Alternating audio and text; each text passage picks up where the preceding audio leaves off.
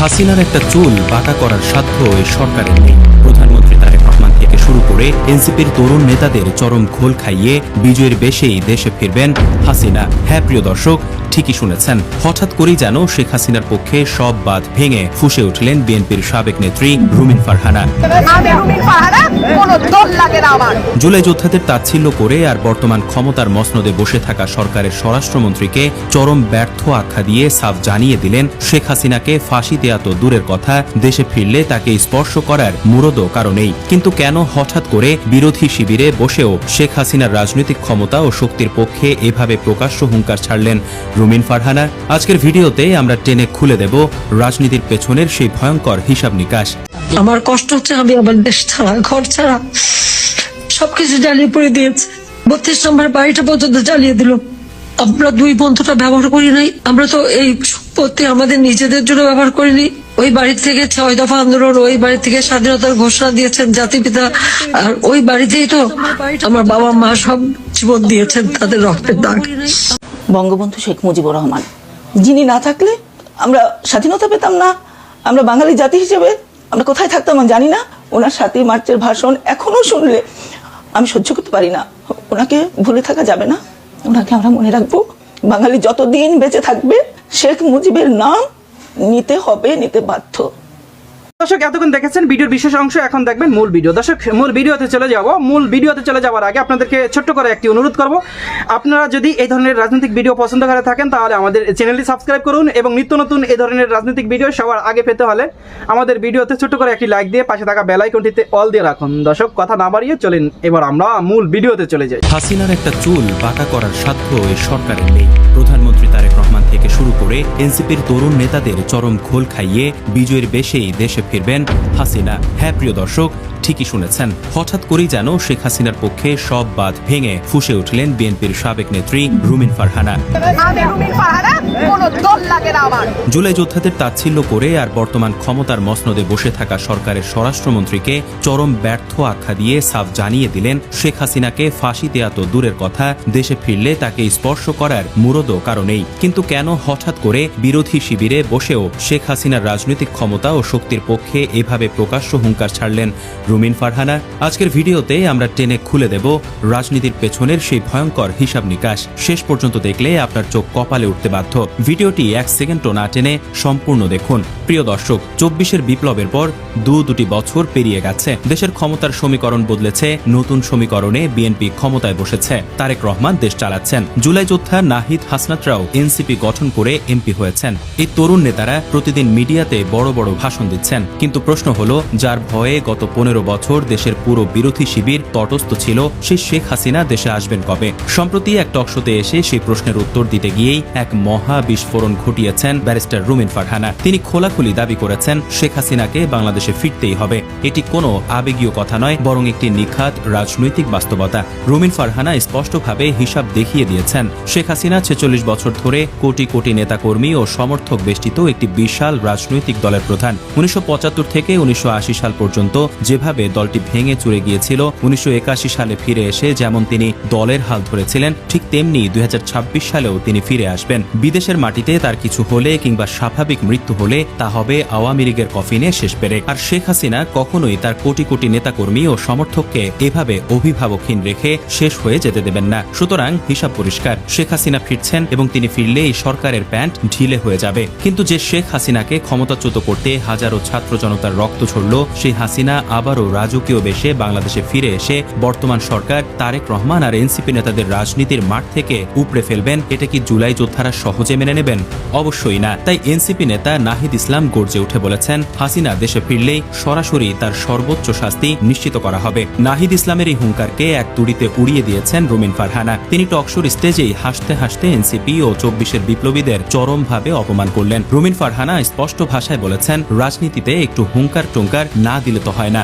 নেতা কর্মীদের একটু চাঙ্গা রাখতে হবে না? নেতা না হয় আছে 10টা আর কর্মী আছে 5টা, এই 15 জনকে তো চাঙ্গা রাখতে হবে। চিন্তা করে দেখুন কত বড় তোপ দাগিয়েছেন তিনি। এনসিপির তরুণ নেতাদের তিনি কার্যত শিশু কিশোর ও 10 থেকে 15 জনের নেতা বানিয়ে ছেড়েছেন। তিনি বলতে চেয়েছেন, নাহিদ ইসলামদের বিমানবন্দর পর্যন্ত গিয়ে হাসিনাকে ধরে আনার কোনো ক্ষমতাই নেই। এসব হলো কেবল ভীতি কাটানোর ফাঁকা বলি। সত্য হলো হলো, শেখ হাসিনা যদি আজ বিমানবন্দরে পা রাখেন তবে গ্রেপ্তার হওয়া তো দূরের কথা, তাকে গ্রেপ্তার করে কারাগারে রাখার মতো নিরাপদ পরিবেশ তৈরি করার শক্তিও এই সরকারের নেই।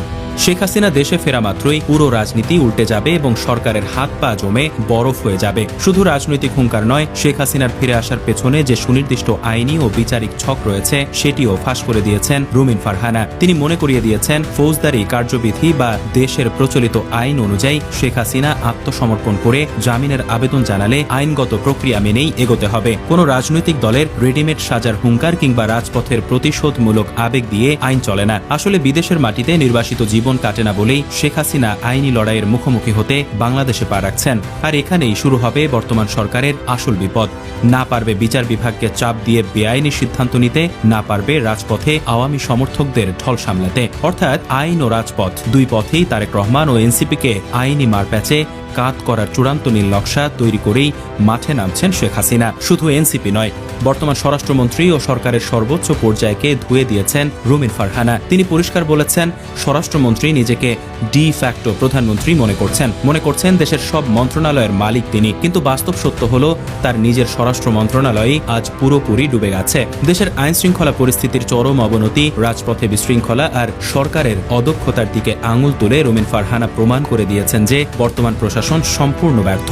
স্বরাষ্ট্রমন্ত্রী যখন দাবি করেন আওয়ামী লীগের নাকি কোনো মুরদ নেই মাঠে নামার, তখন রুমিন ফারহানা ইতিহাস স্মরণ করিয়ে দিয়ে বর্তমান বিএনপি সরকারকেও চরম শিক্ষা দিয়েছেন। তিনি মনে করিয়ে দিয়েছেন, 2024 সালের 4 আগস্টের আগে কি বিএনপির কোনো মুরদ ছিল? বিএনপি কোথায় ছিল তখন? বড় বড় রাজনৈতিক দল দেখতে মনে হয় কিচ্ছু নেই, কিন্তু থেকে যে অগ্নিকুণ্ড বের হয়ে আসবে তাই ব্যর্থ স্বরাষ্ট্রমন্ত্রী টেরও পাবেন না। যদি সত্যি আওয়ামী লীগের কোনো অস্তিত্ব না থাকে, তবে 5 জনের মিছিলে 500 জনের নামে মামলা কেন দিতে হয়? সাউন্ড গ্রেনেড মেরে সাধারণ মানুষকে ভয় দেখাতে হয় কেন? পাড়ার নিরীহ মানুষকে আওয়ামী লীগ বানিয়ে পুলিশে দিতে হয় কেন? উত্তর খুব সহজ, সরকার ও বিএনপি ভেতরে ভেতরে শেখ হাসিনাকে নিয়ে প্রচণ্ড আতঙ্কে রয়েছে। প্রিয় দর্শক, কথাটার গুরুত্ব বুঝুন। রুমিন ফারহানা যে বিষয়টি তুলে ধরেছেন তার পেছনে রয়েছে গভীর রাজনৈতিক চাল। বর্তমানে ক্ষমতার মসনদে বসে তারেক রহমানরা হয়তো ভাবছেন মাঠ একদম ফাঁকা, কিন্তু শেখ হাসিনা বিদেশের মাটিতে বসেও পুরো বাংলাদেশের রাজনীতির সুতো নাড়াচ্ছেন। শেখ হাসিনা যদি ডিসেম্বরে কিংবা যে কোনো মুহূর্তে দেশে পা রাখেন, তবে তারেক রহমানের বিএনপি এবং এনসিপি চরম বেকায়দায় পড়ে যাবে। প্রথমত, আন্তর্জাতিক চাপ ও কোটি কোটি সমর্থকদের কারণে না পারবে সরকার তার সাজা কার্যকর করতে, না পারবে সাধারণ কয়েদির মতো তাকে বন্দী রাখতে। দ্বিতীয়ত, জনগণের মধ্যে এখন থেকেই নতুন সরকারের ব্যর্থতা নিয়ে তীব্র ক্ষোভ তৈরি হয়েছে। বাস ভাড়া থেকে শুরু করে নিত্যপণ্যের দাম, আইন শৃঙ্খলা সবকিছুতেই মানুষ এখন ক্ষুব্ধ। রুমিন ফারহানা রাজনৈতিক দলগুলোকে সতর্ক করে দিয়ে বলেছেন, কান পাতেন, মানুষ কি বলে বোঝার চেষ্টা করেন, সাধারণ মানুষের পালস বোঝার চেষ্টা করেন, নতুবা আবারও বড় ধরনের বিপর্যয় নেমে আসবে। অর্থাৎ শেখ হাসিনা মাঠে নামলেই 24-এর সব রাজনৈতিক হিসেব নিকাশ পাল্টে যাবে এবং পুরো সরকারকে এক নিমেষে সাইজ করে তিনি ক্ষমতা ও রাজপথ নিজের নিয়ন্ত্রণে নিয়ে নেবেন। প্রিয় দর্শক, রুমিন ফারহানার এই বিস্ফোরক বক্তব্য স্পষ্ট করে দিয়েছে, বাইরে থেকে বর্তমান সরকারকে যতই শক্তিশালী মনে হোক না কেন, ভেতরে ভেতরে তারা শেখ হাসিনার ফিরে আসার ভয়ে কাঁপছে। শাস্তির হুঙ্কার দেয়া এনসিপি নেতা নাহিদ ইসলাম কিংবা ক্ষমতার মসনদে বসে থাকা তারেক রহমান, শেখ হাসিনার একটি চালের সামনে সবাই ধসে পড়তে পারে। শেখ হাসিনাকে বাদ দিয়ে বাংলাদেশের রাজনীতি চালানোর ক্ষমতা বর্তমান সরকারের নেই, অন্তত রুমিন ফারহানার তাই বিশ্বাস। রুমিন ফারহানার এই বিস্ফোরক অবস্থান কিন্তু সাধারণ কোনো টকশো মন্তব্য নয়, এটি একটি মনস্তাত্ত্বিক যুদ্ধ।